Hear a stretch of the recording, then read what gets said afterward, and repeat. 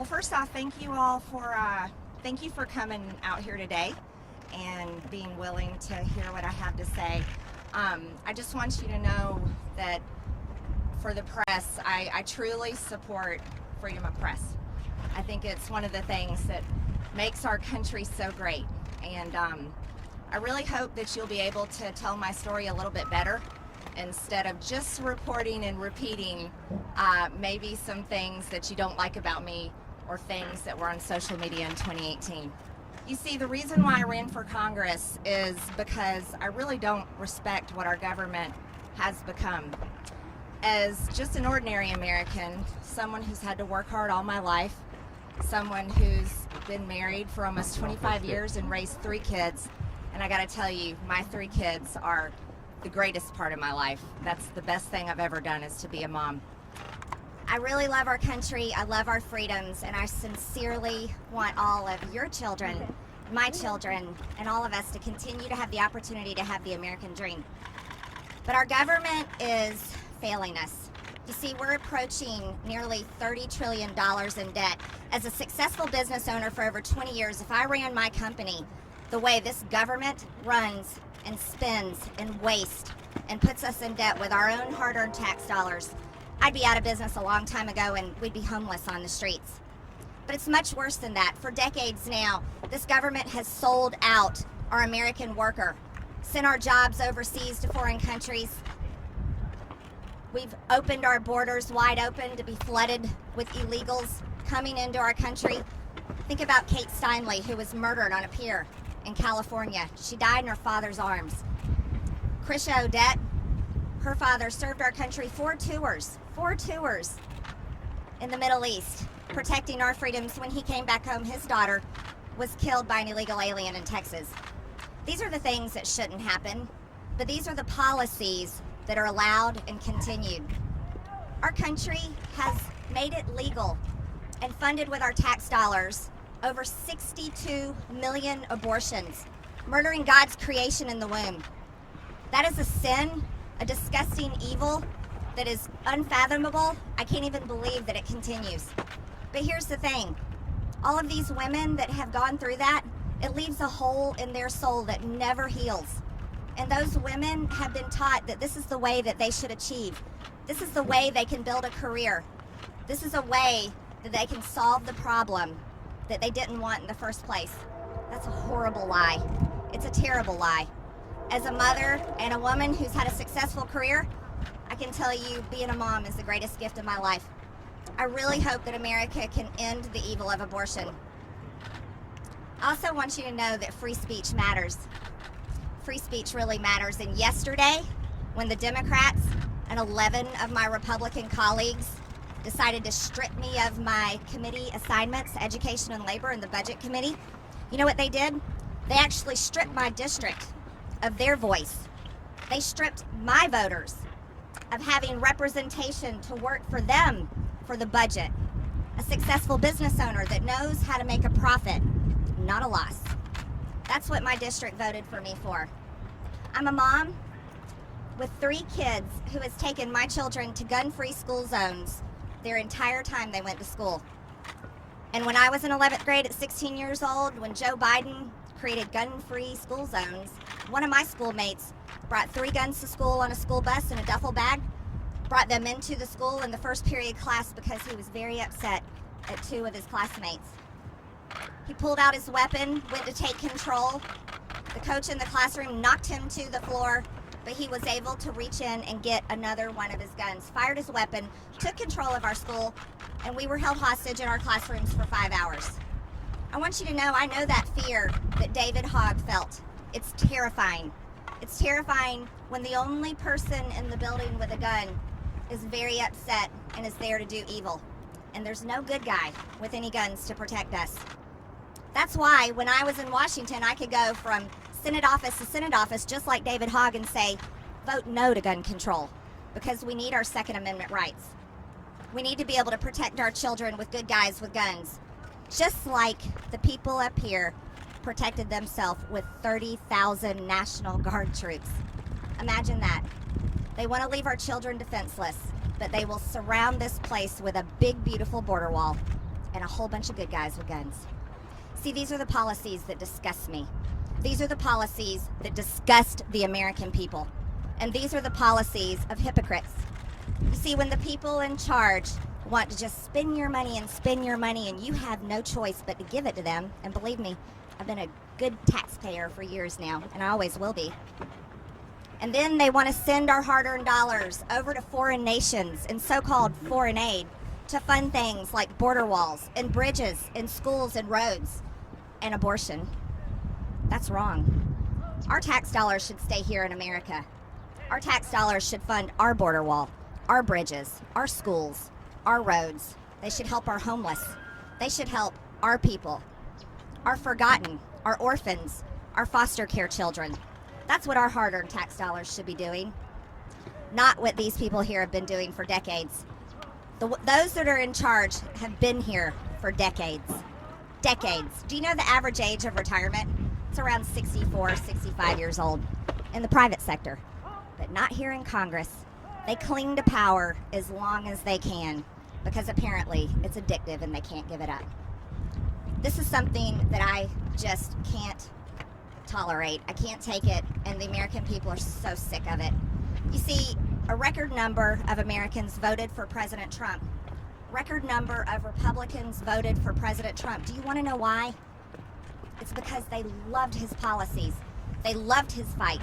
They loved the fact that for once we had a president that stood up for America, stood up for American businesses, and remembered the forgotten man. He was a president that didn't care about your skin color because God created us all equal, and thank God our Constitution affirms that. He was a president that wanted every single person to achieve, and that's why we supported him. That's why I've always supported him. And I want to tell you, Republican voters support him still. The party is his. It doesn't belong to anybody else. This impeachment trial that's going to happen next week is a circus. It's a circus that allows media companies to get lots of clicks, lots of views, and sell ad dollars. And you know what? That's pretty disgusting too. Everyone here knows that he did not cause this attack on the Capitol, nor did I, nor did any Republican, but the responsibility falls squarely on those that invaded the Capitol, the ones that planned it ahead of time. Those are the people that should be held accountable. I was in the chamber, unlike AOC, Representative Ocasio-Cortez, that faked her outrage with another hoax, just another hoax that gets shared everywhere. You see, those kind of fake lies, like AOC, Representative Cori Bush telling people that I attacked her when in fact it was on video that she attacked me. This is the kind of fake outrage that is dividing our Congress, along with the fake outrage on the news every single day that's dividing our people. You know what the media does, and you guys are great at it. And I'm telling you this because I want to like you. But you're doing a really good job at addicting our nation to hate. Teaching people to hate people like me, President Trump, and then on the right, it's the same way. Teaching people to hate AOC, Ilhan Omar, Nancy Pelosi. See, it goes both ways, doesn't it? But teaching people to hate and addicting them to it is killing our country. It's causing people to no longer be friends, families to no longer talk to each other, even husband and wives getting divorced, parents not talking to their children, and the other way around. I think that's terrible, and it's shameful. When you have such a platform as you have, what do you want your legacy to be? Do you want your legacy to be the platform that destroyed our nation and caused our people to hate one another? Or would you rather be a platform that told the truth because you're given the great gift, the freedom of press, so that you can tell the truth? I would love for you to be that platform, and I would be so proud of you. I wouldn't be mad at any of you. I had the greatest opportunity yesterday, and I'm so grateful for it. I got to say what I had done wrong. And do you know how freeing that is? I'm not kidding. I seriously feel blessed by God because I got to do it on a world stage. I got to say, I said things wrong. I believe things that were wrong. And you know what? I'm so happy I got to do that. My district is thrilled with me. People are all over the country are thankful and supporting me. And for that, I'm grateful to them. None of us are perfect. And when we go about our life thinking that we are, we're such hypocrites. Truthfully, we really are. If we think we're perfect and can judge one another, that's such a mistake. So going forward, I've been freed. I do. I feel freed because you know what's happening on these committees? You see, we have basically a tyrannically controlled government right now. The Democrats. We've got Joe Biden writing executive order after executive order, sign him, doing whatever he wants up there in the White House. We have Nancy Pelosi leading the Democrats in Congress to do whatever the bail bond links to get the criminals out of jail. But they want to kick me off committees for social media posts that were conspiracy theories. That's pretty hypocritical. You see, the American people won't forget because they're still reeling from the devastation of this past year, where cities were burned, people were attacked, police officers still dealing with it, attacked night after night. They take that home with them and it hurts their families.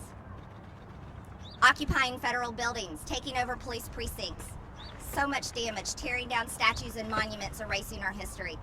This is what has happened. I do not condone what happened on January 6th. It was one of the scariest days of my life, next to being held hostage in a gun-free school zone when one of my fellow students took it over with a gun and no one protected us. No one could. It was terrible. So I'm going to ask all of you, think about what you report. When you're on the news calling riots, peaceful protest, the American people are disgusted with you because you're lying. When you're promoting people that protect these things and want to continue it, people are sick of it. They're fed up because they lost their businesses and they may have gotten hurt and they're tired of being attacked because they want to wear a red hat that says "Make America Great Again," or they voted for Trump and we're proud of it. Things have got to change. And I tell you again, I'm fine with being kicked off of my committees because it'd be a waste of my time. You know who I am. I'm a very hard worker and I'm proud of it. So now I have a lot of free time on my hands, which means I can talk to a whole lot more people all over this country, and I can talk to more people and make connections and build a huge amount of support that I've already got started with people that want to put America first and don't care about the party lines and don't care about any of the political identities involved. And that's something that I am very excited about. So I look forward to going home and seeing people in my district. I'm thankful and overwhelmed by their support. I'm grateful that I had the opportunity to say the things that I don't believe and I shouldn't have said in the first place. And I'm really grateful to my God because He forgives me, and that's what being a Christian is all about. I have a message to other Christians in this country. Don't be lukewarm. That's not what your faith is for. Our Savior died on a cross so your sins can be forgiven, and He doesn't want you to be quiet about it.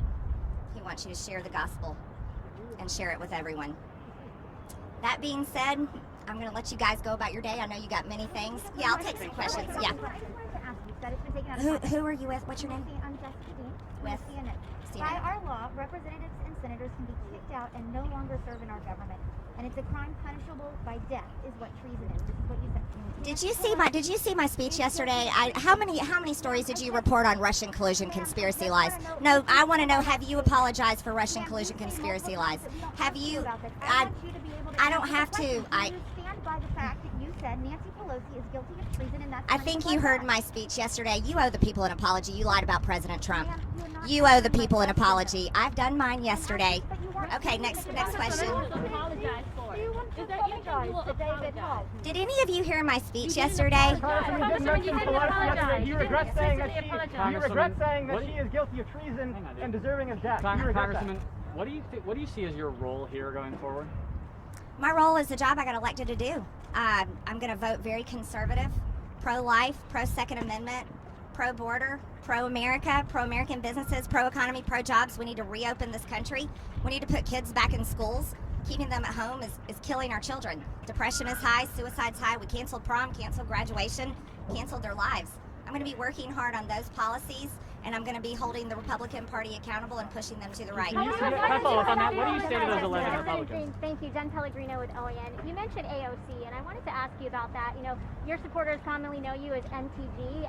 There's a lot of comparisons that could be made as a freshman in Congress making waves, receiving positive and negative attention on both sides of the aisle.